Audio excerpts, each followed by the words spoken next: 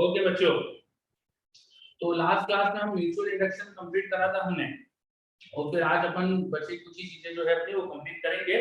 तो LC oscillation बहुत ही simple सी चीज आज हमारी बची हुई है, वो अपन कंप्लीट करेंगे। एलसी ऑसिलेशंस, ठीक है।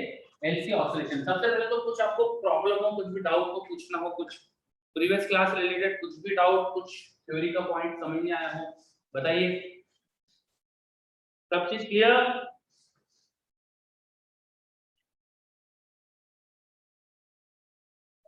कुछ भी अगर थ्योरी का पॉइंट, तो शायद आपका ईयरफोन कनेक्टेड नहीं है। क्या बात कर रहे हो? नहीं यार, कनेक्टेड है। एक मिनट चेक कर लेता हूं मैं। हाँ सही बोल रहे हो, जस्ट अ मिनट।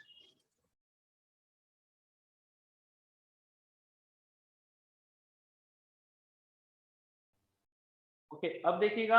अब आपको आवाज चेंज आ रही होगी। यस, हाँ ठीक है। चलो तो स्टार्ट करते। हमें एलसी ऑसिलेशन पढ़ना था, फिर तो स्टार्ट करेंगे एलसी ऑसिलेशन।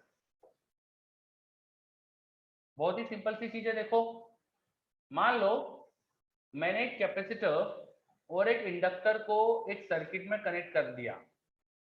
एक कैपेसिटर और एक इंडक्टर को सर्किट में कनेक्ट कर दिया। शुरू में मान लीजिए कि कैपेसिटर पर कुछ चार्ज था और इंडक्टर में कुछ करंट था। कुछ मान लीजिए शुरू में कैपेसिटर में चार्ज था और इंडक्टर में करंट था। ठीक है, हमें नहीं पता शुरू में क्या था, ऐसे ही कुछ भी एज्यूम कर लो। ठीक है, मान लो कैपेसिटी सी है, इंडक्टेंस एल है। t0 पे सर्किट स्विच ऑन करा। एट टाइम टी सर्किट का डायग्राम बनाते हैं। टी टाइम पर कुछ हो सकता है सर्किट में चार्ज करंट कुछ हो। कैपेसिटर पे शुरू का कुछ चार्ज मान लेते हैं, कुछ क्यू नॉट था। कुछ सर्किट में करंट मान लेते हैं, शुरू में आई नॉट था। t0 पर किसी समय करंट मान लेते हैं आई था, और कैपेसिटर का चार्ज मान लेते हैं क्यू था। कैपेसिटर की कैपेसिटी सी, इंडक्टर का इंडक्टेंस एल। ये टाइम टी एज्यूम करा मैंने। केवीएल तो हम लगा ही सकते, तो बाय केवीएल कैपेसिटर को क्रॉस करा, plus Q by C, inductor को क्रॉस करा, minus L D by D T equal to 0। आप ध्यान से देखो, मैंने करंट की डायरेक्शन जो ली है वो डायरेक्शन कुछ इस तरह से है कि चार्ज ऑन कैपेसिटर रिड्यूस होगा। पॉजिटिव प्लेट से करंट बाहर जा रहा है, नेगेटिव पे आ रहा है, तो कैपेसिटर का चार्ज कम होगा। आई को लिख सकता हूँ minus D Q by D T. Rate of flow of charge is called current, but since the charge is coming out of from the positive plate, उसका चार्ज कम हो रहा है, तो dq by dt is negative, minus लगाएंगे तो current आएगा। Minus sign का मतलब समझ में आ रहा है क्या यहाँ पे? बताइए, ये मैंने माइनस क्यों लगाया, समझ में आ रहा है? क्योंकि जो डायरेक्शन ऑफ करंट मैंने एज्यूम करी ना, उससे क्या हो रहा है, चार्ज रिड्यूस हो रहा है। तो q is negative, dq is negative, तो बाहर माइनस लगाएंगे तो चार्ज तो करंट पॉजिटिव बनेगा। अब ये मैं इक्वेशन यूज कर लेता हूं, और d I by D t क्या हो जाएगा, इसको अगर डिफरेंशिएट करूं तो आएगा minus double differentiation of charge with respect to time d two q by d d two. ये सब्स्टिट्यूट कर देते हैं अपन यहाँ। L d I by D T को वहां ले गया, तो l d I by D T equal to 1/c into q, और d I by D t की वैल्यू ये लिख देता हूँ। एल से वहां डिवाइड कर दो, तो D I by D T को लिख दिया minus double differentiation of charge with respect to time minus 1/LC into Q. Minus sign भी वहां ले जाओ, तो double differentiation of charge with respect to time वो आ गया माइनस 1/LC इंटू क्यू। क्या ऐसी इक्वेशन कभी देखी है हमने? क्या देखी देखी लग रही इक्वेशन ये? बताओ। चार्ज की डबल डिफरेंशिएशन की वैल्यू चार्ज के ही प्रोपोर्शनल है, माइनस साइन है बीच में। कुछ हुआ देखकर इसको? यस सानिध्य, बिल्कुल सही है ना। इस इक्वेशन को देख के आपको कुछ कुछ होना चाहिए, आपको याद आनी चाहिए कि ये एसएचएम की इक्वेशन है। This is equation of SHM, this is equation of SHM. SHM की इक्वेशन है ये। अब क्योंकि ये एसएचएम की इक्वेशन है, तो सॉल्यूशन भी एसएचएम वाला होना चाहिए। इसका सॉल्यूशन अगर देखोगे तो भी एसएचएम वाला होना चाहिए। यहाँ पे चार्ज को आपको लिख देना चाहिए कुछ चार्ज की मैक्सिमम वैल्यू ए साइन ओमेगा टी प्लस कुछ इनिशियल फेज। जहां ओमेगा क्या दिख रहा है, देखो ये चीज ओमेगा स्क्वायर होती है, तो ओमेगा का स्क्वायर दिख रहा है आपको 1/LC, या ओमेगा जो दिख रहा है आपको वो दिख रहा है 1/√LC। और ये अगर चार्ज की इक्वेशन है तो करंट की इक्वेशन भी कुछ ऐसी आएगी, करंट को लिख सकते हैं -dq/dt, तो आएगी -a cos omega t plus delta, where a is amplitude of the charge, delta is initial phase, a is amplitude of charge, delta is initial phase, जैसे एसएचएम में आता था वैसी चीज। तो जस्ट एसएचएम की इक्वेशन है, मतलब चार्ज और करंट के ऑसिलेशंस होंगे। अगर इंडक्टर और कैपेसिटर को कनेक्ट कर दो तो चार्ज और करंट के ऑसिलेशंस होते हैं। बात समझ में आ रही है? ये सबको क्लियर हो रहा है?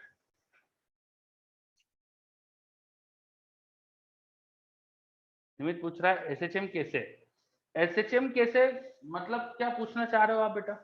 सर हाँ सर, ये ओमेगा एंगुलर वेलोसिटी है सर या फिर एक कांस्टेंट है एंगुलर सर? फ्रीक्वेंसी, एसएचएम की angular frequency. Yes sir. SHM में हम ओमेगा को एंगुलर फ्रीक्वेंसी बोलते हैं ना, तो सेम चीज है।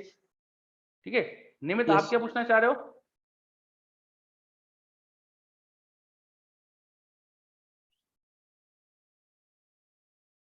तो उसको a equal to minus omega X square से रिलेट किया है। हाँ बेटा बिल्कुल सही, यस उससे रिलेट करा है मैंने।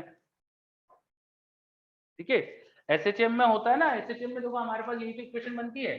एसएचएम में क्या होता है, पार्टिकल का एक्सेलरेशन वो होता है minus omega square into X, और एक्सेलरेशन को क्या लिखते हो, double differentiation of displacement with respect to time.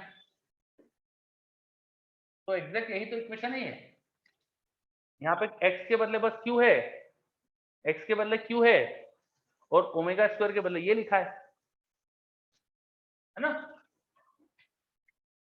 चलो सो करंट और चार्ज की इक्वेशन आ गई। तो हमारे सिस्टम में क्या होता है, ऑसिलेशंस होते हैं, चार्ज और करंट के ऑसिलेशंस होते हैं। अब एम्पलीट्यूड और ये डेल्टा कैसे निकाले, तो सर्किट की इनिशियल सिस्टम से, इनिशियल कंडीशन से मिल जाएगा। तो अलग अलग केसेस हो सकते हैं इनिशियल, कुछ स्टैंडर्ड केस लेके चल रहा हूं मैं। तो मान लो लेट, जो केस ज्यादा यूज होता है वो मान के चल रहा हूं मैं, let capacitor is charge at t equal to 0 and no current in inductor, no current in inductor।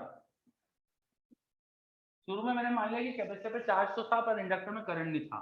तो t0 की सिचुएशन कुछ ऐसी है कि इस इंडक्टर में कोई करंट नहीं है, ये स्विच को हम ऑन कर रहे हैं t0 पर, और कैपेसिटर में चार्ज था, ये मैंने एज्यूम करा।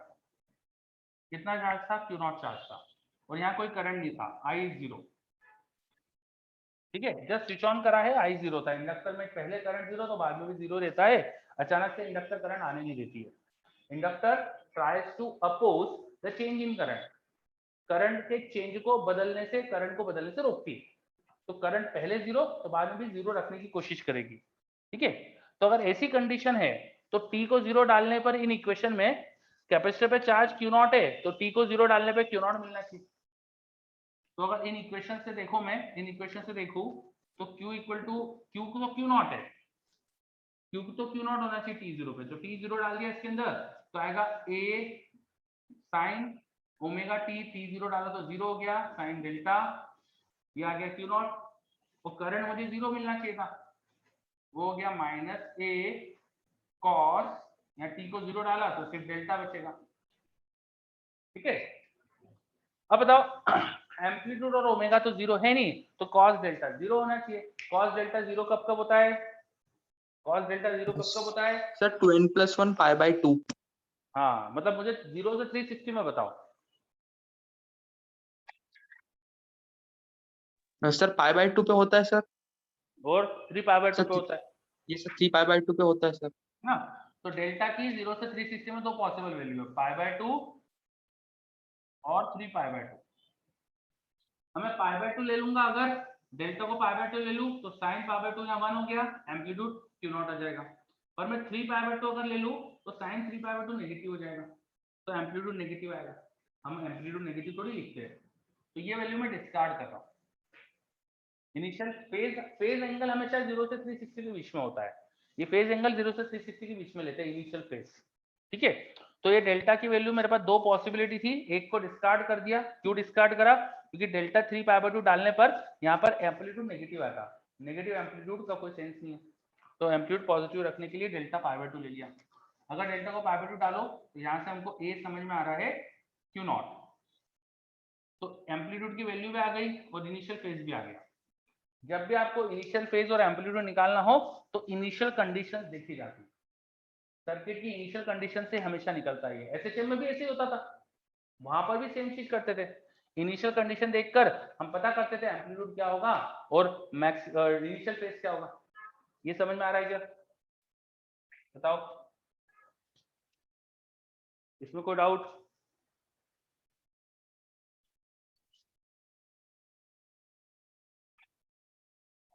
क्या ये बेसिक चीज समझ में आ रही है?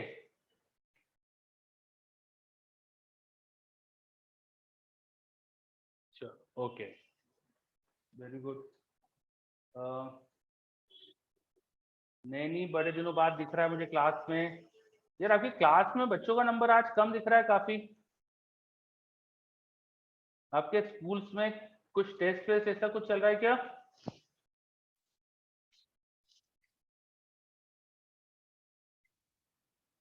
चलो तो अपन आगे सॉल्व करते हैं।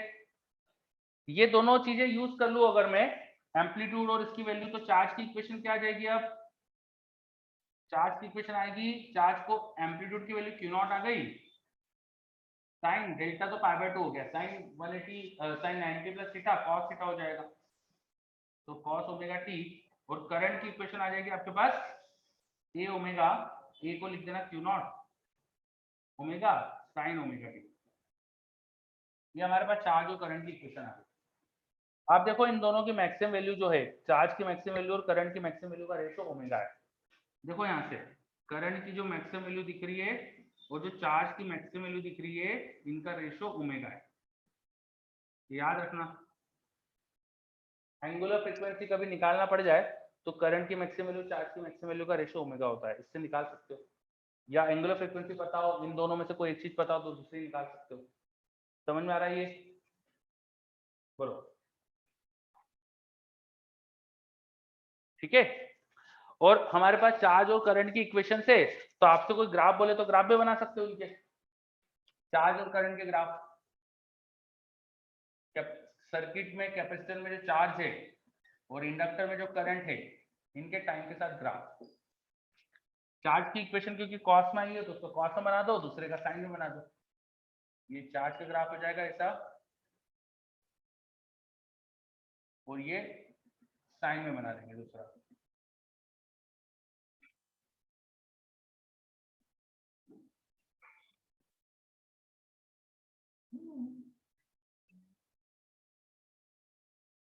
इस तरह से बना देंगे, तो दोनों ही साइनसोइडली वेरी कर रहे हैं, just like SHM. Is this clear? देखो अच्छे से,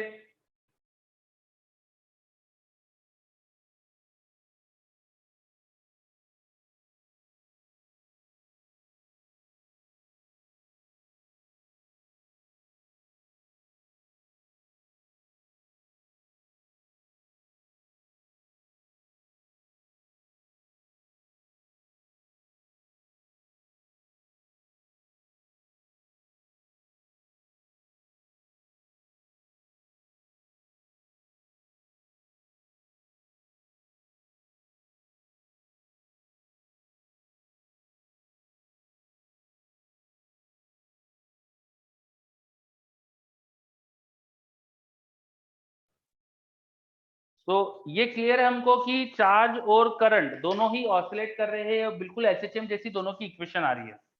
यहाँ कोई प्रॉब्लम? इनकी मैक्सिमम वैल्यूज का भी हमने रिलेशन देखा क्या होता है। एंगुलर फ्रीक्वेंसी सर्किट में क्या आती है, टाइम पीरियड अगर कोई पूछे आपसे, टाइम पीरियड वो होता है 2π/ओमेगा, तो ओमेगा का उल्टा करके 2π कर दो मल्टीप्लाई, तो टाइम पीरियड आ गया। तो किस टाइम पीरियड से एसएचएम हो रहा है वो आपको पता है, ठीक है। तो in LC circuit charge in current oscillate, charge in current का ऑसिलेशन होता है, ठीक है। अब आपसे कोई एनर्जी पूछे कैपेसिटर की, तो एनर्जी ऑफ कैपेसिटर होती है Q² / 2C। Q की वैल्यू आपको पता है वो रख दो, तो जाएगा Q naught square bye 2c into cos square omega T. ये आ गई कैपेसिटर की एनर्जी की इक्वेशन। इंडक्टर की एनर्जी पूछे तो हाफ एल आई स्क्वायर होती है, आई की वैल्यू ये रही, रख दो, तो half L Q naught square omega square sine square omega T. और एक चीज ध्यान से देखना, that omega square is 1 by LC. तो अगर तुम इस ओमेगा स्क्वायर को 1 बाय एलसी रखो, एल एल कैंसल, एक सी डिनोमिनेटर में बचेगा, ये आ जाएगी मेरे पास हाफ एल से एल कैंसिल हो गया, Q naught square by C into sine square omega T. If you observe carefully, the energy in capacitor has a maximum value q naught square by 2c, and the energy in inductor has same maximum value. Both capacitor and inductor have same maximum energies. दोनों की maximum value of energy same है। क्या है, समझ में आ रहा है? दिख रहा है आपको अच्छे से? Yes, okay. और एक और चीज बताओ, अगर मैं इनका सम कर दूं तो, इन दोनों एनर्जी को ऐड कर दूं तो क्या होगा, बताओ? Energy of capacitor plus energy of inductor, दोनों का सम कर दूं तो क्या आएगा? ये इक्वेशन में देखो साइन स्क्वायर है, इस इक्वेशन में देखो कॉस स्क्वायर है, तो टोटल एनर्जी आ जाएगी, टोटल एनर्जी, और वो कितनी आ रही है देखो, Q naught square bye 2c, Q naught square bye 2c constant. तो एनर्जी एक तरह से कांस्टेंट है दोनों की मिलकर, और दोनों में एसएचएम हो रहा है, एनर्जी का वेरिएशन चल रहा है। अगर आप एनर्जी के ग्राफ बनाओ तो कैपेसिटर की एनर्जी का कॉस स्क्वायर में ग्राफ बना देना, तो कॉस स्क्वायर का ग्राफ जैसा दिखा देना यहाँ पे, इस टाइप से होगा, और इंडक्टर की एनर्जी का साइन स्क्वायर में ग्राफ हो जाएगा।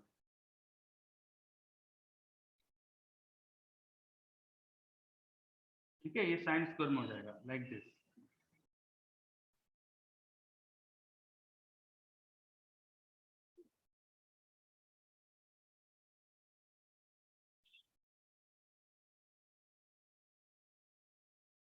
ठीक है, एंड दोनों का सम मिलकर कांस्टेंट है, मतलब क्या हो रहा है, एनर्जी ऑसिलेट कर रही है। जब कैपेसिटर में एनर्जी मैक्सिमम तो इंडक्टर में जीरो, जब कैपेसिटर में जीरो तो इंडक्टर में मैक्सिमम। दिख रहा है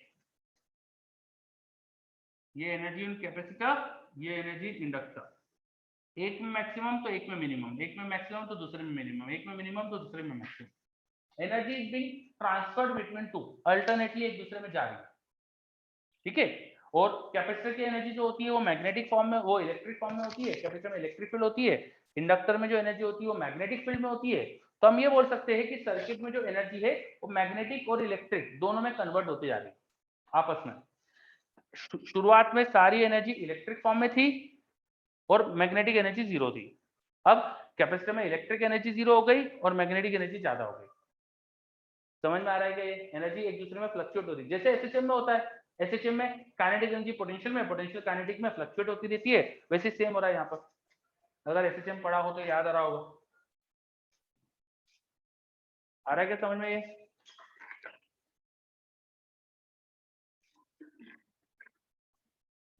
चलो, एक और चीज का यहाँ पे ध्यान देना है आपको, एक और चीज का आपको यहाँ ध्यान देना है, जो टाइम पीरियड था उतने टाइम में देखो, जब चार्ज मैक्सिमम है तब तब एनर्जी मैक्सिमम आएगी, तो कैपेसिटर की एनर्जी यहाँ मैक्सिमम, फिर यहाँ पर भी मैक्सिमम हो जाएगी, स्क्वायर करा है ना, यहाँ पर भी मैक्सिमम।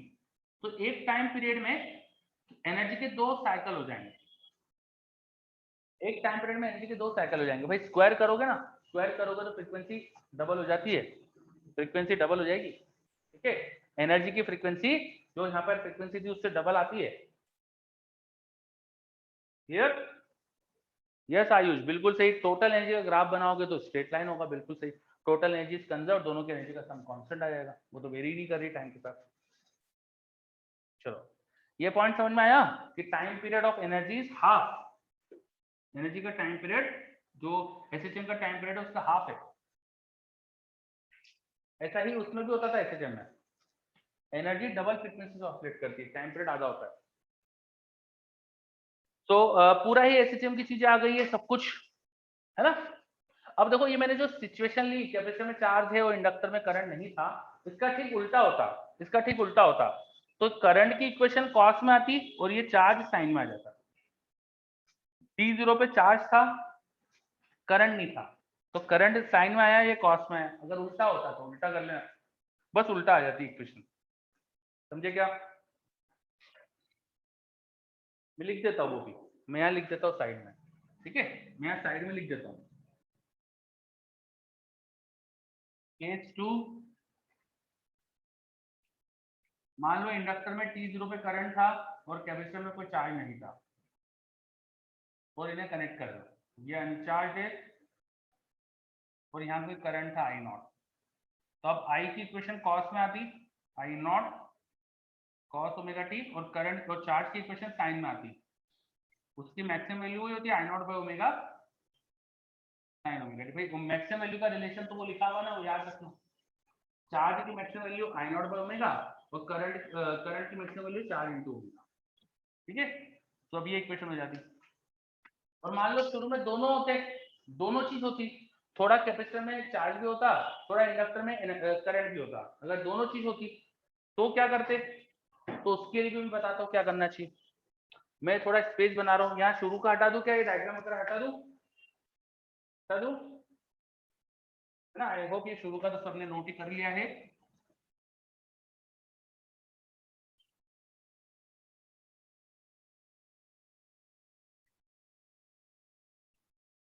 ठीक है, तो अगर मान लीजिए कि कैपेसिटर में चार्ज भी था शुरू में और इंडक्टर में करंट भी था शुरू में, अब क्या करना चाहिए था?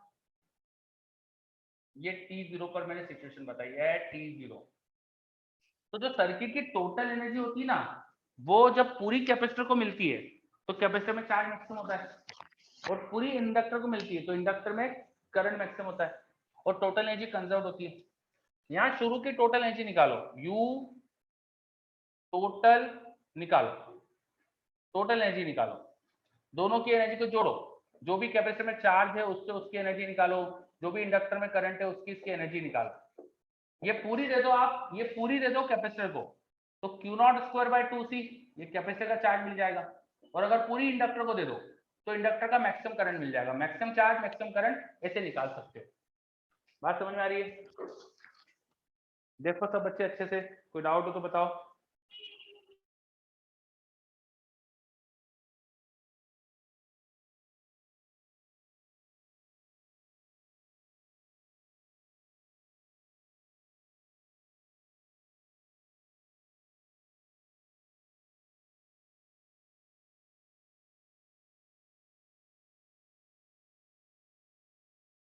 सर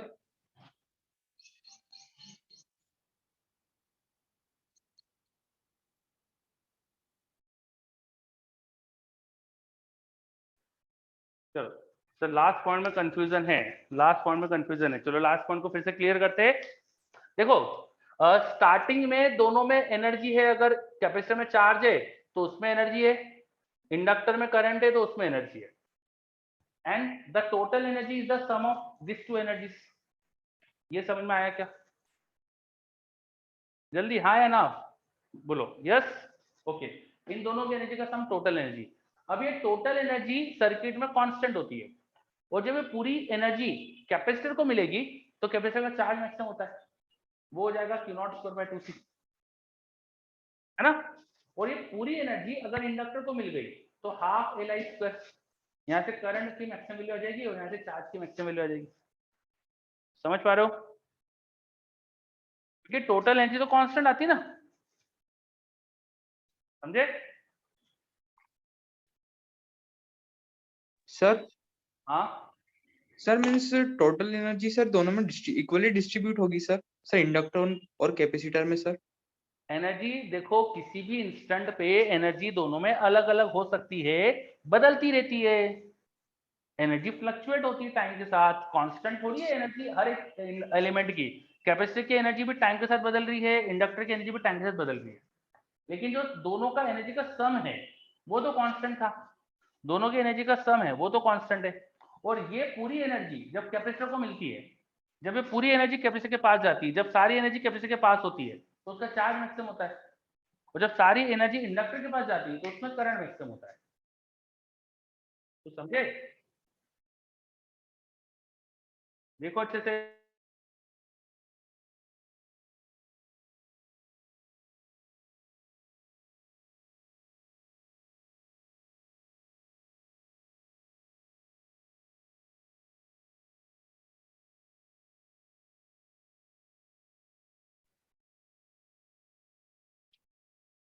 चलो, समझ में आई क्या बात? अब बार बार फोन आ रहा है, ठीक है, 1 मिनट रुकिए।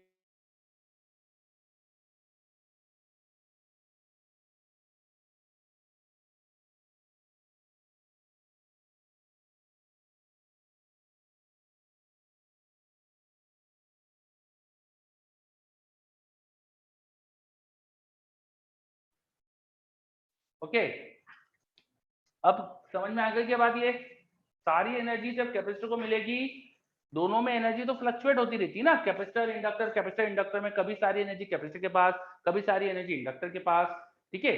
तो जिस समय सारी एनर्जी कैपेसिटर के पास होगी उसकी एनर्जी मैक्सिमम हो जाएगी और उस समय उसका चार्ज भी मैक्सिमम होगा। अब क्लियर है क्या सबको ये इक्वेशन मैंने कैसे लिख दी थी? Yes, okay. अब by solving this you can get the maximum charge on capacitor and the maximum current in inductor. ये आप ढूंढ सकते हो। ये अगर आ गया, ये आ गया तो इनिशियल फेज भी आ जाएगा। इनिशियल फेज कैसे निकालोगे? देखो, इन दो इक्वेशन को जब डिवाइड करते हो, इन दो इक्वेशन को जब डिवाइड करते हो और टी को 0 डाल देते हो तो tan डेल्टा मिल जाएगा। वो tan डेल्टा से इनिशियल फेज आ जाएगा। समझे? t इक्वल टू 0 का क्वेश्चन में तुम्हें चार्ज पता है, t0 में सर्किट में करंट पता है, इनको डिवाइड कर लेना, इनके चार्ज और करंट के रेशियो से tan डेल्टा आ जाएगा, ओमेगा देख लेना क्या आएगा यहाँ पे, उसे डेल्टा निकाल लेना इनिशियल फेज। चलो, अब क्लियर? वो इनिशियल फेज निकालना वो कोई फिजिक्स का पार्ट नहीं है, वो तो क्या है भाई, मैथ्स है भाई। ये इक्वेशन से इनमें डेल्टा ढूंढना है, t0 पे आपको चार्ज और करंट पता है, डेल्टा ढूंढना है, इट्स जस्ट अ मैथ्स, ठीक है, मैथ्स करते आना चाहिए। बाकी फिजिक्स बस इतना सा है पूरे सब कुछ में कि भाई एल और सी जब साथ में कनेक्ट होते हैं तो सर्किट में ऑसिलेशंस होते हैं, बस ये सीखना है हमें। सब कुछ क्लियर? अब इससे बेस्ट क्वेश्चंस वगैरह देखते हैं अपन। अगर ये सब क्लियर है तो कुछ क्वेश्चन सॉल्व करते हैं अपन।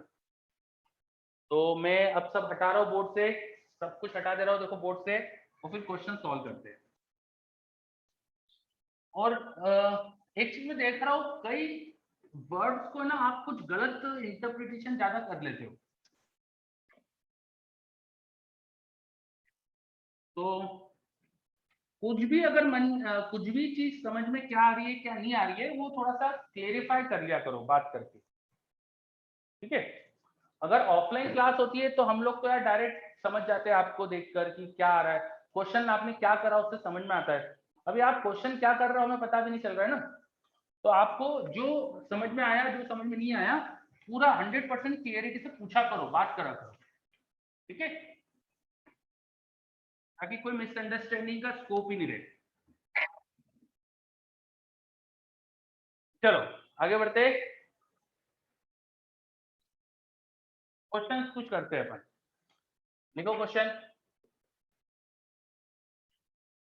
एक कैपेसिटर लिया 2 माइक्रोफेराड कैपेसिटी का, एक इंडक्टर ली 0.5 हेनरी की, और इन्हें मैं कनेक्ट करने जा रहा हूँ t0 पे। कैपेसिटर का चार्ज शुरू में चार्ज कितना है, तो चार्ज मैंने दे दिया 10 माइक्रोकूलम, ये स्टार्टिंग का चार्ज। अब क्या क्या पूछ रहा हूं? पहला, time period of oscillation of charge, charge किस टाइम पीरियड से ऑसिलेट करेगा। दूसरा, frequency of oscillation of current. तीसरा, maximum current in inductor, inductor में मैक्सिमम करंट कितना आएगा।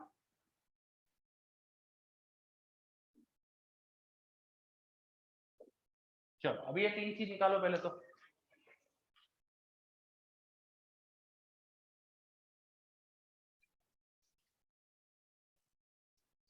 कुछ बच्चे बहुत लेट ज्वाइन हुए हैं यार, आप लोगों का रेगुलर यही दिख रहा है मुझको कि लेट ज्वाइन हो रहे हो सब बच्चे। तो ऐसा क्यों कर रहे हो यार सब? हाँ,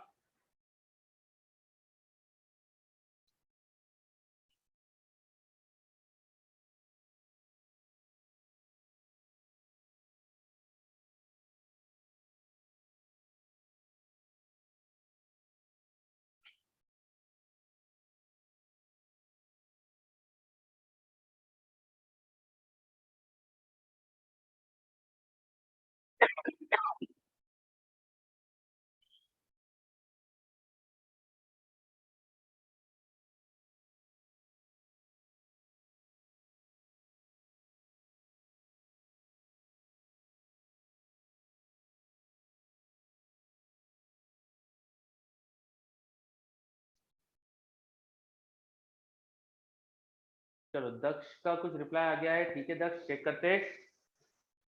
आयुष का भी आया है।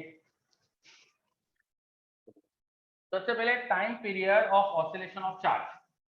तो चार्ज और करंट दोनों एक ही टाइम पीरियड एक ही फ्रीक्वेंसी से ऑसिलेट करते हैं, हमने तो पढ़ा था अभी, सेम होता है उनका। और वो एंगुलर फ्रीक्वेंसी क्या आती है? 1/√LC। टाइम पीरियड क्या आता है? 2π√LC। बस चीजों का वैल्यू रख दो बस। 2π√L कितना है? 0.5। C कितना है? 2 माइक्रो मतलब 10⁻⁻⁶। सॉल्व कर दो इसको। 0.5 इंटू 2 विल बी 1। 10⁻⁶ का रूट 10⁻3। तो रिजल्ट आ गया 2π इंटू 10⁻3 सेकेंड। ये आ गया टाइम पीरियड का आंसर। फ्रीक्वेंसी ऑफ ऑसिलेशन, तो फ्रीक्वेंसी वो होता है 1 टाइम पीरियड, इसका उल्टा करो। अब ये बच्चों जैसी चीजें तो कर लेना यार, है ना, इतना मैं नहीं करके दूंगा। Maximum current in inductor. Inductor का मैक्सिमम करंट क्या है? तो हमको कैपेसिटर का चार्ज दिया है, ओमेगा पता है। मैक्सिमम करंट क्या होता था याद करो? Maximum charge into omega. T0 पे इंडक्टर में करंट तो है नहीं, तो जो कैपेसिटर का चार्ज है वही मैक्सिमम होना चाहिए। 10 माइक्रो इंटू ओमेगा। ओमेगा होता है 1/√LC। L is 0.5, C is 2 micro. Now you can calculate this. क्या है, समझ में आ रहा है कैसे करा? बोलो। फॉर्मूले लगाए, देखो कुछ भी नहीं है क्वेश्चन के अंदर, है ना? सब कुछ क्लियर?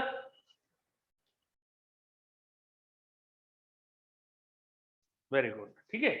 अब मैं एक चीज और पूछ रहा हूँ, फोर्थ पार्ट क्वेश्चन का। क्वेश्चन का fourth part, what is current in inductor at T/8 time after start. Start होने के T/8 टाइम बाद इंडक्टर में करंट कितना है? स्टार्ट होने के T/8 टाइम बाद इंडक्टर में करंट कितना है? And what is this T? T is the time period. What is this T? T is the time period. करो। What is this T? T is the time period. करो, बताओ।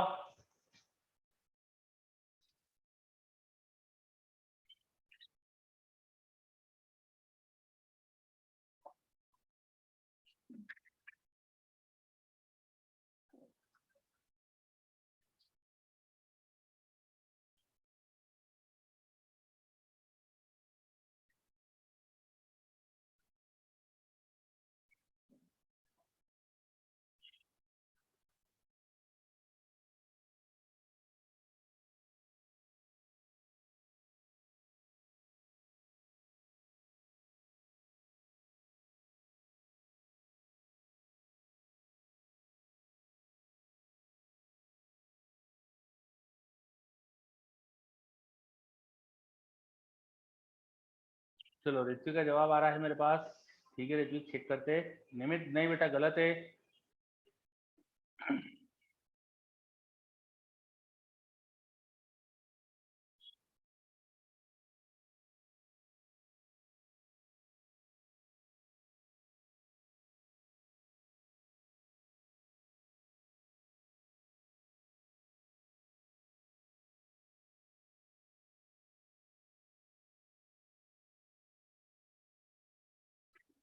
चलो काफी बच्चों के जवाब आ रहे हैं। तो करंट की इक्वेशन लिख लो पहले, करंट की इक्वेशन लिख लो। आई इक्वल टू क्या होगा, आई नॉट मैक्सिमम करंट जो आप निकाल चुके थे, I equal to I not. अब क्योंकि टी जीरो पे चार्ज है, इंडक्टर में करंट नहीं था, तो साइन क्या आएगी, साइन ओमेगा टी। अब इसमें ओमेगा की वैल्यू रखते हैं ना 1/√LC, और टी को रखना है t/8। टी कितना था, 2π√LC अपॉन 8। थोड़ा अरेंज करो, हो गया क्वेश्चन। देखो ये π/4 बन रहा है, साइन π/4 1/√2, तो I0/√2। Correct answer is I0/√2। आ रहा है क्वेश्चन, सर हाँ सर करंट तो कॉस की टर्म में होना चाहिए ना सर, होता है ना सर? क्यों ऐसा क्यों बोल रहे हो? हाँ सर, आपने फॉर्मूला लिखवाया था सर। मैंने कब लिखा है? पूरा फॉर्मूला लिखाने के साथ उसका कंटेक्स्ट भी देखो कि किस सिचुएशन में वो फॉर्मूला बताया है।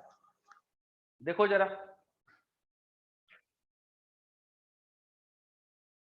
मैंने यहाँ क्या दिया है, जरा ध्यान से देखो। इनिशियली कैपेसिटर पे चार्ज प्रेजेंट है और इंडक्टर में करंट दिया नहीं है।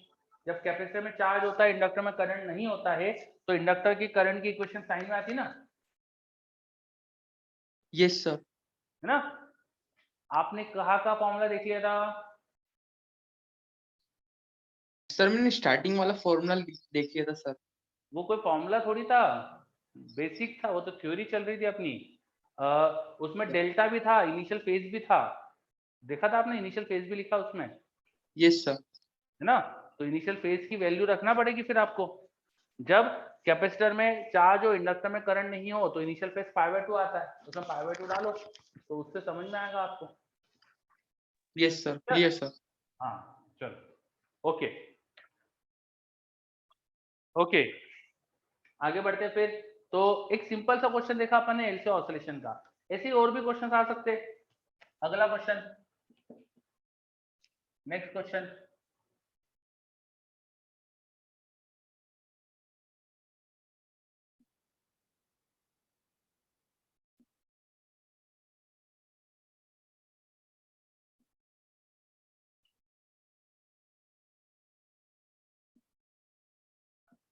देखो एक कैपेसिटर है, कैपेसिटी दो, कैपेसिटी मैंने दे दी 2 फेराड, इंडक्टर के इंडक्टेंस मैंने दे दिया 2 हेनरी, ऊपर 5 वोल्ट का सेल, 5 ओम का रजिस्टर। काफी देर से स्विच पोजीशन 1 पर है, अचानक इस स्विच को पोजीशन 2 पे शिफ्ट कर दिया t0 पर। t0 पर अचानक स्विच को पोजीशन 2 पे शिफ्ट कर दिया, ठीक है? Find equation of charge on capacitor. Capacitor पे चार्ज की इक्वेशन बताओ, करो करो try. Equation of charge on capacitor.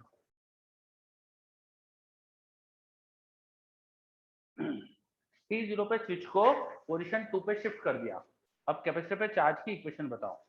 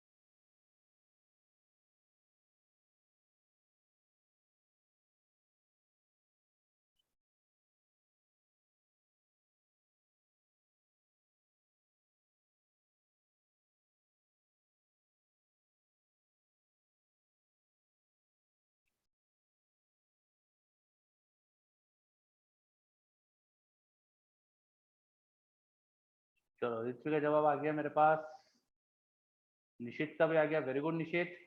निशित और ऋत्विक के आंसर लेकिन थोड़े से अलग है यार, देखो ओमेगा की वैल्यू दोनों की अलग है, ओमेगा चेक कर लो एक बार अच्छे से। निश्चित आपका गलत दिख रहा है मुझको।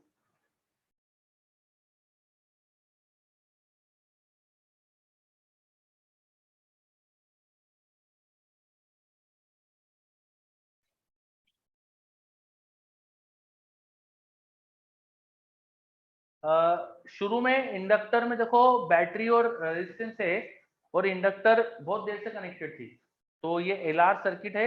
एलआर सर्किट में आफ्टर लॉन्ग टाइम बाद क्या होता है, inductor behave like a wire, ये वायर बन जाता है। ये अगर वायर है तो ये एक लूप होगा, इस लूप में 5/5 1 एम्पीयर करंट हो जाएगा। 5/5 1 एम्पीयर करंट होगा। तो स्टार्टिंग में इंडक्टर में 1 एम्पीयर का करंट है। ये समझ में आ रहा है क्या? 5/5 1 एम्पीयर का इस लूप में करंट, ठीक।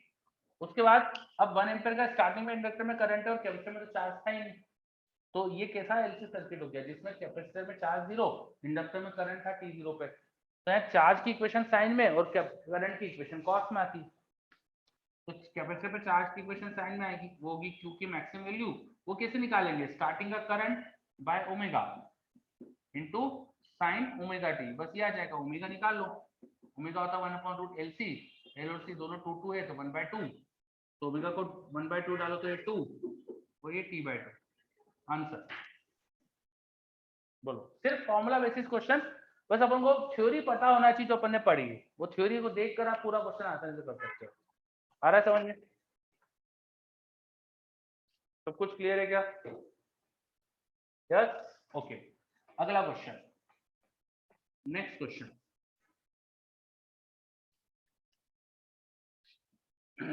देखो, एक कैपेसिटर है, वही 1 फैराड का, इसमें चार्ज था, कितना था, 2 कूलम का। इस कैपेसिटर को एक इंडक्टर से जोड़ने वाला हूं। इंडक्टर में करंट था, कितना था, 1 एम्पीयर का। इंडक्टेंस कितनी थी इसकी, 4 हेनरी की, 4 हेनरी की इंडक्टेंस थी, ठीक है। जब मैं स्विच ऑन कर दूंगा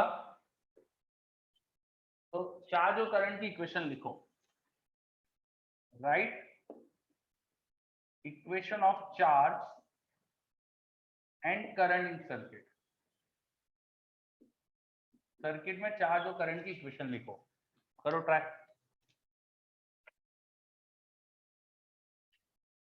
जब स्विच ऑन कर रहा हूं तब t0 का मैंने करंट दिखाया है और t0 का चार्ज दिखाया है। Charge in current is at t=0, लिख लो वहां, charge in current at t=0 show करा है।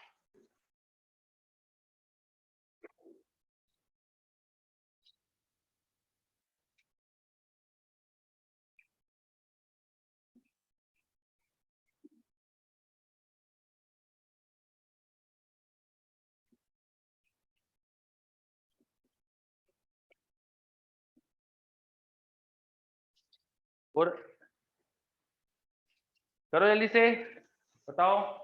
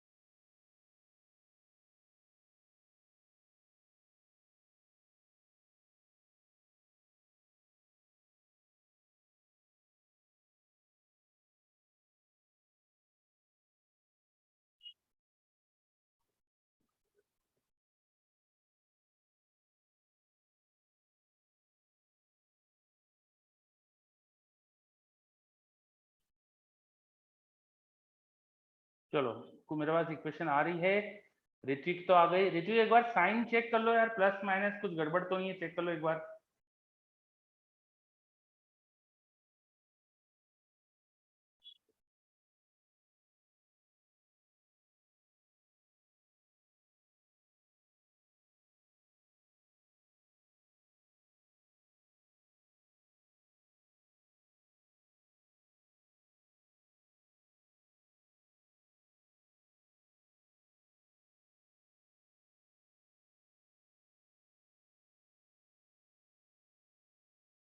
निमित का भी आ गया है। निमित कुछ गड़बड़ है आपकी और ऋत्विक का आंसर में बहुत अलग है।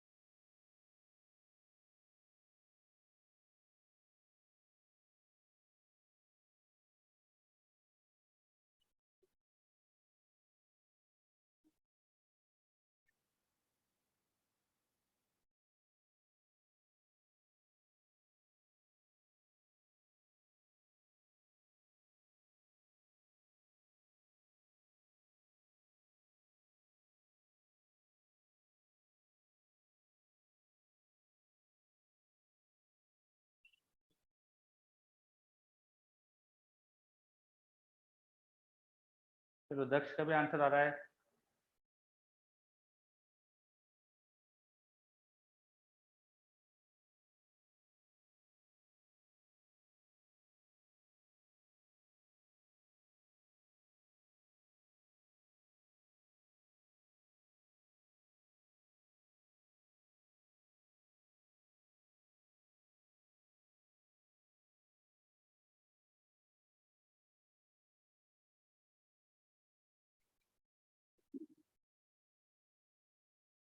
चलो देखो, काफी टाइम दे चुका हूं मैं अब इसके लिए।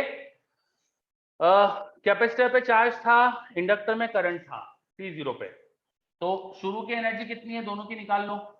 हाफ इंडक्टर की एनर्जी होती है Li², कैपेसिटर की एनर्जी होती है हाफ Q² बाय C। ये टोटल एनर्जी, जब ये टोटल एनर्जी कैपेसिटर को मिलती है तो हाफ Q², Q की मैक्सिमम वैल्यू मिल जाएगी मुझे अपॉन C कितना दिया है 1। तो यहाँ से मैक्सिमम चार्ज निकाल सकते हैं। और ओमेगा वो आता है 1/√LC, L और C, L की वैल्यू 4, C की वैल्यू 1, तो ये रखो तो 1/2 आ गया। ठीक है, चलो तो ये अपन को चार्ज की मैक्सिमम वैल्यू आ रही है, कितनी आ रही है सॉल्व कर देते हैं। ये हो रहा है हमारे पास 2 प्लस ये हो रहा है 1/2, this is equal to 1/2 Q0²। 2 इधर लाओ तो 3, 2 to the 4 + 1, Q0² कितना आ रहा है देखो 5, तो Q0 आ जाएगा √5। सर चार्ज 2 होगा। चार्ज 2 दिया है, अच्छा। Half Q² bye C, Q² 2C, 2 का स्क्वायर करेंगे 4 होगा, हाँ सॉरी 2 का स्क्वायर करेंगे, मैंने गलत कर दिया। तो 2 का स्क्वायर 4, 4/2 8 2 आएगा, है ना। तो 2 to the 4, 4 का √2 आ रहा है, 4 + 4 × 2 2√2 आ रहा है। अब सही है क्या, 2√2 आ रहा है, ठीक है। चलो तो चार्ज की मैक्सिमम वैल्यू आ गई। अब ऐसे करंट की मैक्सिमम वैल्यू निकाल लो। करंट की मैक्सिमम वैल्यू क्या होती है देखो, Q0 × ओमेगा होती थी ना, ये याद होना चाहिए आपको। करंट की maximum value Q0 2√2 × omega, omega is 1/2, तो कितना आ गया √2, करंट की वैल्यू आ गई। बस अब इक्वेशन लिखना है, तो उसके लिए इनिशियल फेज भी चाहिए, अभी पूरा नहीं हुआ, इनिशियल फेज भी निकालना पड़ेगा। तो अगर चार्ज की इक्वेशन, मान लो चार्ज की इक्वेशन थी Q = Q0 which is 2√2 sin ω_t plus initial phase delta. Omega की वैल्यू आप जानते हो 1/2 है, तो उसको 2 लिख दो, 1/2 लिख दो। तो करंट की इक्वेशन देखो, करंट की डायरेक्शन जो है वो चार्ज कम कर रही है, तो करंट की इक्वेशन लिखना चाहिए -dq/dt। तो dq/dt करोगे तो एक 1/2 आगे आ जाएगा, और cos ये इक्वेशन होना चाहिए। t को 0 रखो इनमें, एट t = 0 चार्ज कितना है हम जानते हैं 2, तो हो गया 2√2 sin डेल्टा। करंट कितना है हम जानते हैं 1, तो हो गया -√2 × cos डेल्टा। अब डेल्टा क्या होना चाहिए, या माइनस साइन है तो डेल्टा क्या होना चाहिए 3π/4, 3π/4 साइन डेल्टा 3π/4 पे क्या हो जाएगा 1/√2, तो 1/√2 से 2 आ जाएगा। तो यहाँ से डेल्टा समझ में आ गया आपको 3π/4, ये सब्स्टिट्यूट करो आ गया आंसर। आगे के इक्वेशन फिर 2√2 साइन t/2 प्लस 3π/4, ये आ गए हमारे पास की इक्वेशन, और इसके आ गए -2√2 2√2/2, तो -√2 into cos t/2 plus 3π/4। अब क्लियर, किसकी सही किसकी गलत? सर t/2 माइनस π/4 भी लिख सकते हैं, t/2 माइनस π/4, हाँ डेल्टा को माइनस π/4 भी ले सकते हो, नहीं माइनस π/4 नहीं ले सकते, माइनस π/4 पे ये नेगेटिव में आ जाएगा, माइनस π/4 नहीं ले सकते, ये इक्वेशन सेटिस्फाई नहीं हो रही माइनस π/4 पे, गलत है माइनस π/4 लेना, ठीक है। चलो क्लियर। अब बताओ इसमें ऐसी कौन सी चीज थी जो फिजिक्स है इसमें, बताओ जरा मुझको, फिजिक्स क्या है इसके अंदर, कौन सी ऐसी चीज है इसमें जो फिजिक्स का पार्ट है?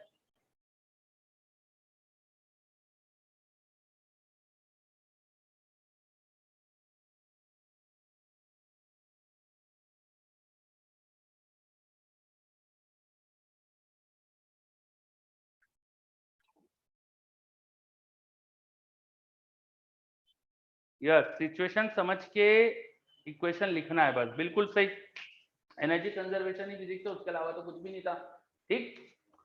तो है ना, मतलब इसमें ऐसा कुछ है नहीं जो मतलब ज्यादा सिखा सकता था मैं, मतलब ये ना बस आपको देख के करना है, ठीक है। चलो, और जो भी इसमें गलतियां करी है वो बस ऑब्जर्वेशन सही नहीं करा, इक्वेशन सही नहीं लिखी, ये वाली गलतियां हुई आपकी। तो अगर ऑब्जर्वेशन सही करते, इक्वेशन सही लिखते, तो कुछ गलतियां नहीं होती, है ना।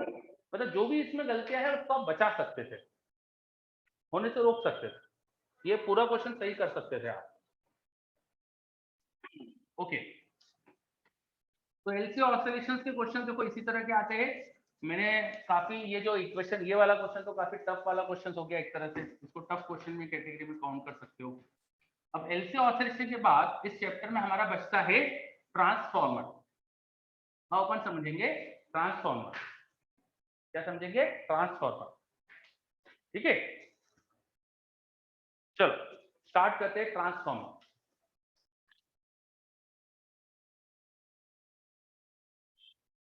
क्या होता है ट्रांसफॉर्मर? पहले तो ये समझते कि ट्रांसफॉर्मर होता क्या है, तो लिखो, ट्रांसफॉर्मर आर इलेक्ट्रिकल डिवाइसेस, और इंस्ट्रूमेंट नहीं, डिवाइसेस बोल सकते हैं। Transformer are electrical devices which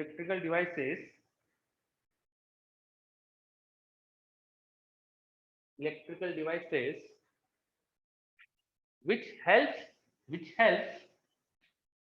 helps to change amplitude of AC voltage. Transformers are electrical devices which helps to change amplitude of AC voltage. They work on principle of mutual induction.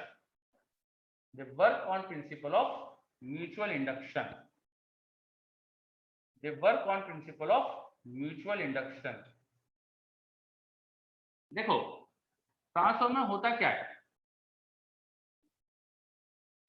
ये एक हमारे पास metal की plate है। What is this? This is a metal plate.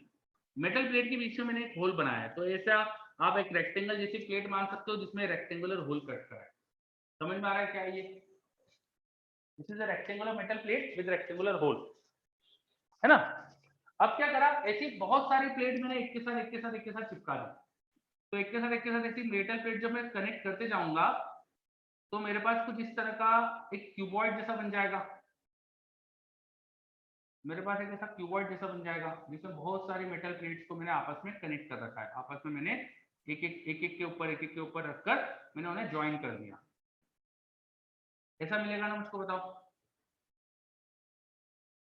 सही बात है क्या?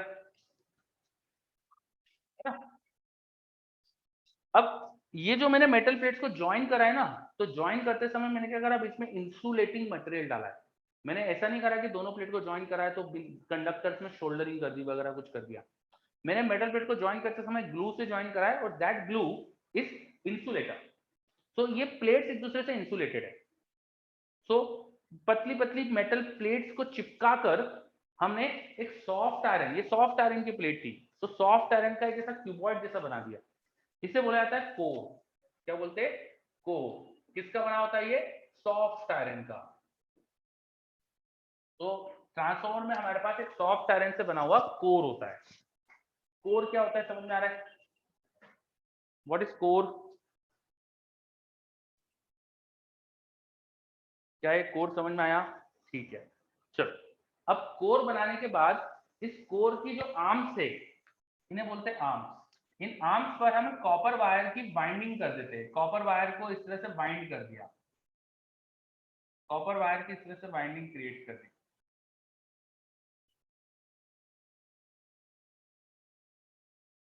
ठीक है। और यहां पर भी कॉपर वायर की बाइंडिंग कर दी,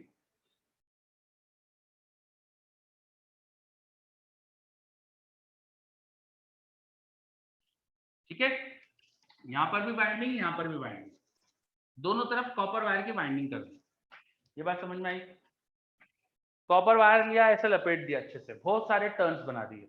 नंबर ऑफ टर्न अनइक्वल है दोनों तरफ, सेम नंबर ऑफ टर्न नहीं। समझ में आ रहा है कर क्या रहे?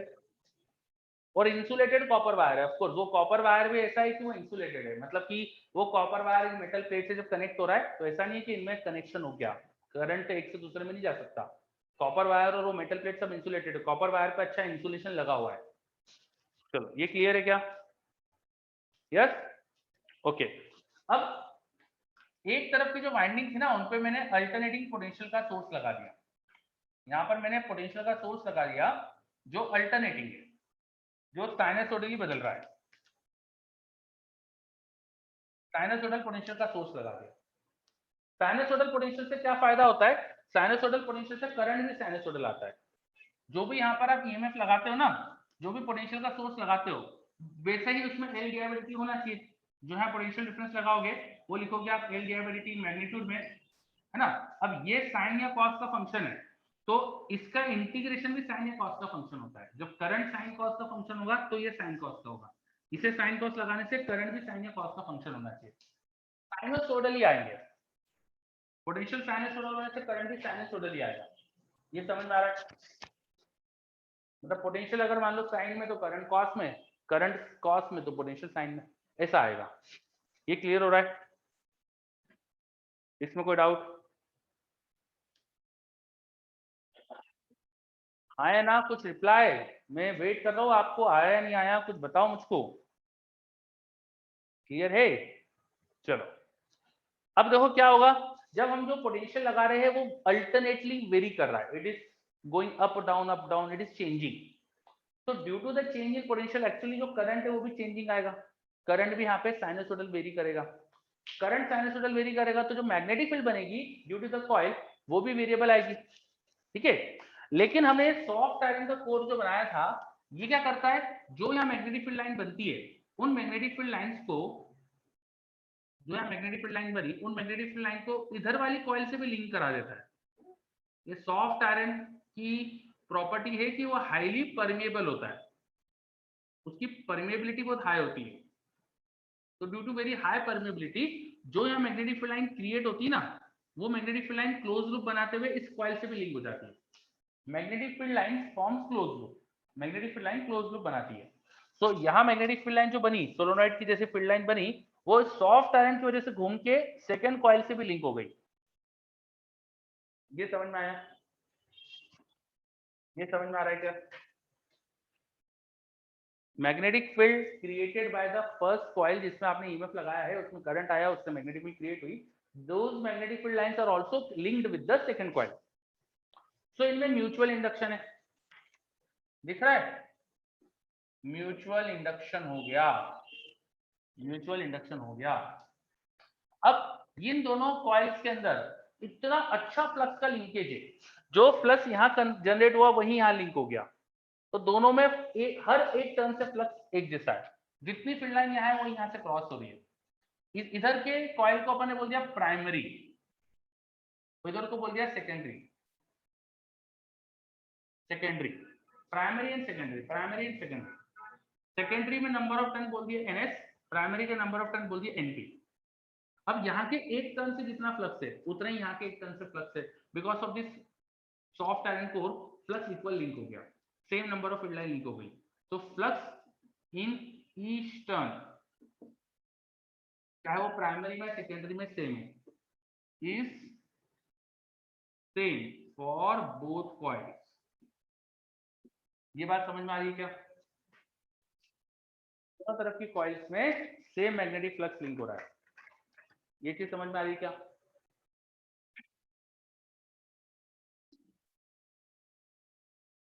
हर एक टर्न में जो फ्लक्स है वो सेम है। इमेज बिल्कुल सही, ठीक है। अब यहाँ पे total number of turn NP है, तो टोटल फ्लक्स जो यहाँ लिंक होगा, टोटल फ्लक्स वो अगर प्राइमरी में देखोगे तो वो होगा वहां के नंबर ऑफ टर्न इनटू एक टर्न का फ्लक्स, एक टर्न का फ्लक्स बोल दिया 5। और सेकेंडरी का टोटल फ्लक्स होगा वहां के नंबर ऑफ टर्न इनटू वहां के एक टर्न का फ्लक्स, ठीक है। इस इक्वेशन को देख के अगर मैं ये EMF निकालू जो प्राइमरी कॉइल में आएगा, वो आएगा minus d∅dt in primary coil, तो उसको लिखोगे माइनस NP इंटू d∅dt। ऐसे ही सेकेंडरी में जो EMF आने वाला है वो आएगा माइनस NS इंटू d∅dt। अब भैया ये फ्लक्स तो दोनों के एक एक टर्न से सेम था, तो ये सेम नंबर ऑफ टर्न के ठीक प्रोपोर्शनल दिख रहा है आपको EMF आने वाला है। तो प्राइमरी और सेकेंडरी का EMF नंबर ऑफ टर्न के प्रोपोर्शनल, इसका मतलब प्राइमरी और सेकेंडरी में जो पोटेंशियल्स का रेशियो होगा ना, वो भी नंबर ऑफ टर्न के प्रोपोर्शनल हो गया। क्या ये बात समझ में आ रही है? जो इस कॉइल में EMF होगा वही यहाँ का पोटेंशियल डिफरेंस, जो इस कॉइल में EMF वही यहाँ का पोटेंशियल डिफरेंस। अगर ओपन सर्किट कंडीशन है तो EMF पोटेंशियल डिफरेंस के बराबर होता है। तो ये समझ में आ रहा है क्या? जो EMF जनरेटेड है वही पोटेंशियल डिफरेंस का रेशियो है। ये इक्वेशन समझ में आ गई है ना? इससे क्या हो रहा है, इससे क्या हो रहा है, तो प्राइमरी में मान लो लेट हमने सेकेंडरी के नंबर ऑफ टर्न ज्यादा करे थे प्राइमरी से, तो इससे क्या होगा, सेकेंडरी में वोल्टेज जो जनरेट होगा वो प्राइमरी से ज्यादा हो जाएगा। अब हमने पोटेंशियल प्राइमरी में साइनसोइडल लगाया तो सेकेंडरी में भी साइनसोइडल आ जाएगा, बस एम्पलीट्यूड में ज्यादा हो जाएगा। टाइम के साथ अगर वोल्टेज का ग्राफ बनाओ, मान लो ये प्राइमरी का ग्राफ है, तो सेकेंडरी में क्योंकि पोटेंशियल ज्यादा जनरेट हो रहा है उसका एम्पलीट्यूड ज्यादा हो जाएगा, एम्पलीट्यूड ज्यादा होगा, एम्पलीट्यूड ज्यादा हो जाएगा। नंबर ऑफ टर्न के जस्ट प्रोपोर्शनल एक नंबर मल्टीप्लाई हो गया, उससे एम्पलीट्यूड बढ़ जाएगा। क्या है, क्लियर हो रहा है? बताओ अच्छे से देखो यहाँ पे। तो अगर मैं सेकेंडरी में वोल्टेज ज्यादा क्रिएट करा लेता हूँ, ऐसे ट्रांसफॉर्मर जिसमें सेकेंडरी में नंबर ऑफ टर्न प्राइमरी से ज्यादा होते हैं उसमें सेकेंडरी का वोल्टेज ज्यादा हो जाता है, ऐसे ट्रांसफॉर्मर को बोला जाता है step up transformer, step up transformer. इसमें पोटेंशियल लेवल को अपन बढ़ा लेते हैं। और हमारे पास एक और तरह का ट्रांसफॉर्मर होता है, अगर सेकेंडरी का नंबर कम होता है प्राइमरी के नंबर ऑफ टर्न से, तो वोल्टेज इन सेकेंडरी कम आता है प्राइमरी के वोल्टेज से, इसे बोलते हैं स्टेप डाउन ट्रांसफॉर्मर।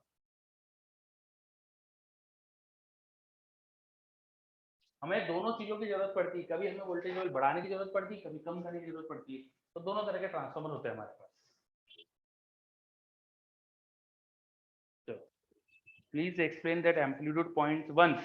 देखो क्या है, देखो वोल्टेज हमारा जो प्राइमरी का है इट इज वेरिंग साइनसोइडली, और voltage in secondary it is nothing but a constant number into voltage of primary. Voltage in secondary आप देखो यहाँ इक्वेशन से, यहाँ से देखो वोल्टेज इन सेकेंडरी क्या लिखेंगे, NS by NP into voltage in primary. तो नंबर ऑफ टर्न का जो रेशियो है वो एक कांस्टेंट नंबर मल्टीप्लाई हो रहा है, जस्ट एक कांस्टेंट नंबर मल्टीप्लाई हो गया। तो ग्राफ में जब कांस्टेंट नंबर मल्टीप्लाई करते हैं तो क्या करते हैं अपन, ग्राफ को बस खींच देते ना अपन, याद है मैथ्स में पढ़ा होगा। एक कांस्टेंट नंबर मल्टीप्लाई करते हैं तो क्या होता है, ग्राफ उतना अमाउंट से पुश कर देते हैं अपन, उसको खींच देते हैं, है ना? यस, तो उसकी वजह से एम्पलीट्यूड बढ़ जाएगा, बस सेकेंडरी का एम्पलीट्यूड ज्यादा हो जाएगा, ठीक है। ये ग्रीन कलर में सेकेंडरी का ग्राफ बना दिया, ब्लू में प्राइमरी का। तो ऐसा ट्रांसफॉर्मर जो वोल्टेज का एम्पलीट्यूड बढ़ा देता है उसे बोलते हैं स्टेप अप, और जो कम कर देता है उसे स्टेप डाउन। क्या है, दोनों चीज समझ में आई? स्टेप अप और स्टेप डाउन। ओके, नाउ अब ट्रांसफार्मर बहुत एनर्जी इफिशिएंट डिवाइस होता है। अच्छे ट्रांसफार्मर की इफिशिएंसी 97, 98, 99% तक होती है। इफिशिएंसी क्या होती है? इफिशिएंसी होती है सिस्टम में आपने क्या पावर आउटपुट में दी और क्या पावर इनपुट में ली थी, इंटू 100% अगर परसेंटेज में लिखना हो। तो ट्रांसफार्मर की आउटपुट इफिशिएंसी का मतलब भाई सेकेंडरी कॉइल में कितनी पावर जा रही है। इनपुट इफिशिएंसी का मतलब, इनपुट पावर का मतलब जो यहाँ से पावर आ रही है। तो अगर इफिशिएंसी मान लो 100% है, इफिशिएंसी अच्छी होती है, तो इफ इफिशिएंसी इक्वल टू 100%, मान लो 100% इफिशिएंसी बहुत अच्छी होती है तो मान लो 100 ही, तो क्या हो जाएगा, पावर जो आउटपुट में मिला equal to power input. Power होता है V into I, V into I, power V into I लिख सकते हैं किसी सर्किट में अपन। तो क्या लिखे बताओ, यहाँ से आउटपुट पावर मतलब सेकेंडरी का पोटेंशियल इंटू सेकेंडरी का करंट, इनपुट पावर मतलब प्राइमरी का पोटेंशियल इंटू प्राइमरी का करंट। ये समझ में आ रहा है क्या? बोलो, ये समझ में आ रहा है क्या? ये इक्वेशन क्लियर? यस। तो आप एक चीज देखो, यहाँ से सेकेंडरी के पोटेंशियल और सेकेंडरी के करंट और प्राइमरी के जो करंट का रेशियो है वो पोटेंशियल के ठीक उल्टे रेशियो में आ रहा है।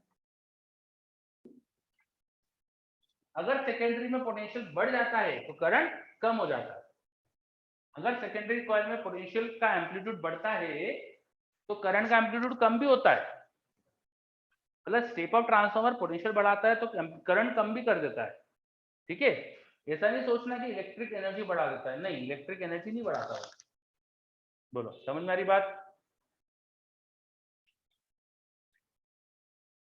ठीक है, तो ये बिल्कुल उल्टे टर्न्स के रेशियो में हो जाएगा, number of turn in primary और number of turn in secondary. तो ये इक्वेशन याद रखना है आपको। Step up transformer potential level बढ़ा देता है, पोटेंशियल का एम्पलीट्यूड बढ़ा देता है तो करंट कम भी कर देता है। Step down transformer potential level कम कर देता है तो करंट बढ़ा भी देता है। ठीक, अब इनका यूज क्या है, ये क्यों यूज करते हैं अपन? तो ट्रांसफार्मर का यूज होता है पावर सेंड करने में, पावर ट्रांसमिट करने में। जैसे इंदौर जैसा शहर है, इंदौर की खूब सारी पावर की डिमांड है, बहुत ज्यादा यहाँ पे एनर्जी की डिमांड है, हर सेकंड यहाँ पे ना मेगावाट्स में एनर्जी रिक्वायर्ड है। तो ये इलेक्ट्रिक एनर्जी जो यहाँ रिक्वायर्ड है ये कहीं जनरेट हो रही है, जैसे कि खंडवा के पास में थर्मल पावर स्टेशन है, वहां जनरेट हो रही मान लो, वहां से इंदौर भेजना है पावर, कैसे सेंड करेंगे? तो खंडवा से इंदौर तक इलेक्ट्रिक केबल से, उन केबल से पावर सेंड करी जाती है। वहां अपन ने वायर्स में पोटेंशियल डिफरेंस लगा के करंट भेजा और यहाँ वो करंट अपन यूज कर रहे हैं।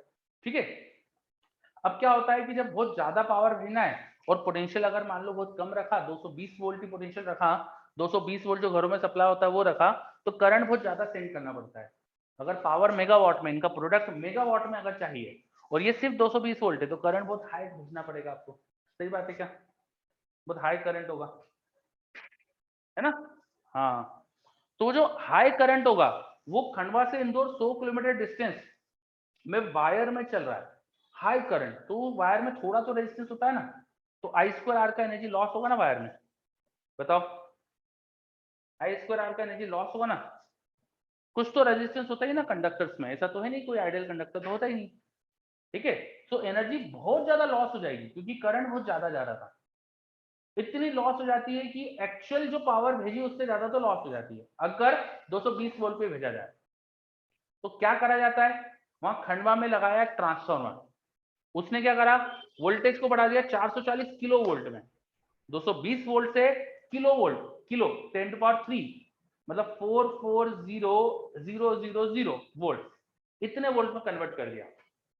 कितने पोटेंशियल को, 220 वोल्ट को कन्वर्ट किसमें कर दिया, 440 किलो वोल्ट इसमें कन्वर्ट कर दिया।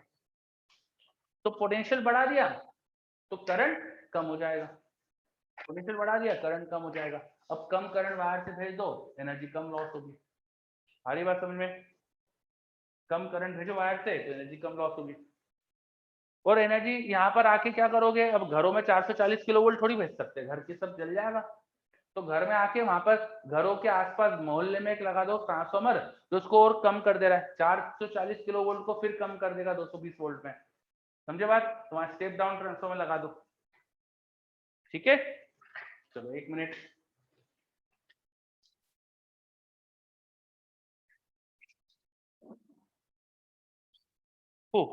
चलो, तो इस तरह से हमारा पूरा पावर का सिस्टम रहता है कि जहां पावर जनरेट हो रही है वहां पे उसको हाई वोल्टेज में कन्वर्ट करके ट्रांसमिशन लाइन में सेंड करो, वो ट्रांसमिशन लाइन से पावर सिटी के जो भी सबस्टेशन है वहां तक आती है, फिर उसे लो वोल्टेज में कन्वर्ट करके फिर घरों तक सप्लाई कर देते हैं। ठीक है, चलो, तो आयुष बोल रहा है सर हम डेली लाइफ में जो डीपी लगी होती है वो ट्रांसफार्मर होता है ना कॉलोनी में? नहीं, डीपी का मतलब होता है distribution panel. Distribution panel, distribution panel generally हाँ ट्रांसफार्मर भी रहता है वहां पर, बट ट्रांसफार्मर और डिस्ट्रीब्यूशन पैनल अलग चीज है। डीपी उड़ जाती है ऐसा सुना होगा आपने, तो डीपी मतलब डिस्ट्रीब्यूशन पैनल होता है। ठीक है, वहां ट्रांसफार्मर भी होता है, ये बात सही है ना? देखा होगा ट्रांसफार्मर, वो अलग ही बॉक्स जैसा दिखता है, वो दिखता है अलग ही। ठीक है, चलो, तो ये अपना हो गया ट्रांसफार्मर और उसके एप्लीकेशंस। अच्छा, ट्रांसफार्मर में मैंने बोला कि 100% इफिशिएंसी मैंने अज्यूम करी है, होती नहीं है, 97 99 ऐसा परसेंट होती है। थोड़ा एनर्जी लॉस होता है, कहाँ होता है वो बात करते हैं अपन, है ना? कहाँ होता है वो बात करते। फोन में ट्रांसफार्मर नहीं होता, बहुत हेवी होते हैं ट्रांसफार्मर, फोन में ट्रांसफार्मर नहीं होता। आजकल की टेक्नोलॉजी सब सेमीकंडक्टर से काम करती है, तो आपके फोन के जो चार्जर होते हैं ना उसमें ट्रांसफार्मर आते थे पहले, पहले हेवी चार्जर होते थे उसमें आते थे, आजकल तो सब सेमीकंडक्टर से अलग तरीके से कन्वर्ट होता है। ठीक है, अच्छा, अब ट्रांसफार्मर में क्या होता है, देखो ये कॉइल कॉपर की है, उनमें करंट फ्लो करेगा तो हीट जनरेट होगी आई स्क्वायर आर, तो इनमें जो लॉस होता है एनर्जी का उसे बोलते हैं कॉपर लॉस। कॉपर लॉस क्या समझ में आया? कॉपर की कॉइल में जो करंट के फ्लो से एनर्जी लॉस होती है वो कॉपर लॉस। फिर या जूल हीटिंग लॉस भी बोलते हैं इसको, इसे जूल हीटिंग लॉस भी बोलते हैं। अच्छा, ये जो सॉफ्ट आयरन का कोर है इसमें लगातार मैग्नेटिक फील्ड बन रही, मैग्नेटिक फील्ड की डायरेक्शन बदल रही है, पोटेंशियल इज ऑसिलेटिंग, तो current is also oscillating, alternating होता रहता है डायरेक्शन में, कभी नीचे करंट कभी ऊपर करंट, मतलब मैग्नेटिक फील्ड भी ऑसिलेट होती है, मैग्नेटिक फील्ड नीचे ऊपर बदलती रहती है। मैग्नेटिक फील्ड लगातार बदल रही है तो इंड्यूस इलेक्ट्रिक फील्ड क्रिएट होगी, और वो इंड्यूस इलेक्ट्रिक फील्ड इस सॉफ्ट आयरन कोर में इंड्यूस करंट बनाती है। इस इंड्यूस करंट को बोलते हैं एडी करंट। एडी करंट समझ में आ रहा है? Changing magnetic field creates induced electric field, and that induced electric field may create some current in the conductor, and that current is called eddy current. ठीक है, तो इस सॉफ्ट आयरन कोर में eddy current losses भी होते हैं। अच्छा, कुछ फ्लक्स लीकेज लॉस भी होता है, 100% फ्लक्स यहाँ लीक कनेक्ट नहीं होता है तो फ्लक्स लीकेज लॉस, इन सबको मिलाकर कहा जाता है आयरन लॉसेस। जो सॉफ्ट आयरन कोर की वजह से लॉसेस है उनको बोलते हैं आयरन लॉसेस, जो कॉपर की कॉइल की वजह से लॉसेस तो बोलते हैं कॉपर लॉसेस। समझ में आ रहा है? Copper loss, iron loss, yes, okay. इसके अलावा ट्रांसफार्मर में थोड़ी हीट जनरेट होती है, हीटिंग लॉस, है ना, वो कॉपर कॉइल में होता है, ये बताया मैंने। ठीक है, फिर हमिंग साउंड जनरेट होते रहता है लगातार। क्या होता है, एयर जो होती है आसपास उसमें मैग्नेटिक फील्ड के चेंजेस होने से एयर आयनाइज होने लगती है, एयर में थोड़े हमिंग लॉसेस, एनर्जी के लॉस होने लगते हैं, तो वो सारे लॉसेस भी होते हैं। सबको मिलाकर अपन ट्रांसफार्मर देखें तो बहुत सारे लॉसेस होते हैं। चलो, क्या ये सारी चीजें क्लियर? एडी करंट फिर से बता दूं, एडी करंट लॉस क्या होता है, whenever there is changing magnetic field with time, उसमें इंड्यूस इलेक्ट्रिक फील्ड जनरेट होगी। मैग्नेटिक फील्ड अगर टाइम के साथ बढ़ रही है या कम हो रही है, दोनों ही केसेस में इंड्यूस इलेक्ट्रिक फील्ड आती है, and that induce electric field may create current in the conductor, so that current is called eddy current. और ऑफ कोर्स वो करंट चाहेगा अपोजिशन करना, भाई चेंजिंग मैग्नेटिक फील्ड का अपोजिशन करना, तो उसकी वजह से एनर्जी लॉस होगी। ठीक है, चलो, फिर अच्छे से ये सारे लॉसेस देखो स्कूल के लिए जरूरी है, तो आप मॉड्यूल में देखना सब बढ़िया लिखे हुए हैं, तो मॉड्यूल से कॉपी पेस्ट करना है आपको, बिल्कुल आप कॉपी पेस्ट कर लीजिए मॉड्यूल से। मैंने आपको एक बार आइडिया दे दिया है सबका, अब लिखाने में बहुत टाइम जाता है तो आप मॉड्यूल से कॉपी पेस्ट कर लेना कॉपी में। ठीक हो जाएगा? ओके, सो अपना ट्रांसफार्मर भी कंप्लीट और हमारा ईएमआई चैप्टर कंप्लीट। अब ईएमआई चैप्टर का आपको बिगिनर बॉक्स लास्ट जो बचा हुआ वो पूरा करो। नेक्स्ट क्लास अब अपनी, अच्छा कल वेडनेसडे को डिस्कशन में अपन डिस्कस करेंगे, ठीक है। तो कल दोपहर में डिस्कशन क्लास रख लेंगे अपन, जो अपना टाइम होता है उससे थोड़ा पहले कर लेंगे, 10-1 मिनट मैं मैसेज कर दूंगा आपके ग्रुप पे। तो उसमें अपन क्या क्या डिस्कस कर रहे हैं, एससीबी के बचे हुए क्वेश्चन, एक्सरसाइज 1 ऑफ ईएमआई और जो बिगिनर बॉक्स बचा हुआ है। क्लियर? बिगिनर बॉक्स, एक्सरसाइज 1 और एससीबी के बचे हुए क्वेश्चन देखेंगे। टाइम बचा तो एक्सरसाइज 2 भी कर लेंगे, बस इतना ही हो पाएगा मुझे लगता है। और जो आपके रेस असाइनमेंट है वो भी करके ले आना, ठीक है। चलो प्रायोरिटी क्या होगी, तो पहले मॉड्यूल करेंगे उसके बाद SCB. Module is first priority then SCB.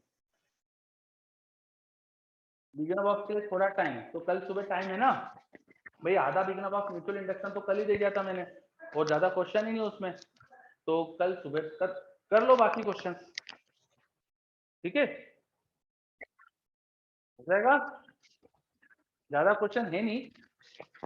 Exercise और एससीबी तो पहले से बोल रखी है मैंने यार, एक्सरसाइज और एससीबी तो पहले से बोल रखी है।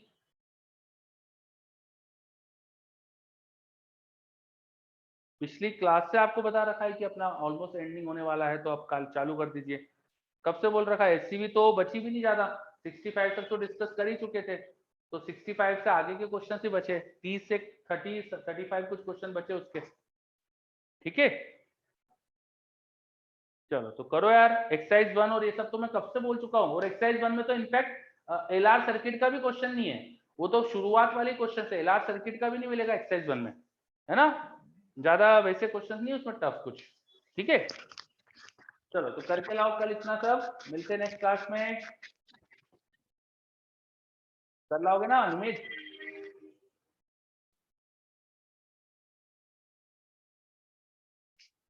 ट्राई करेंगे।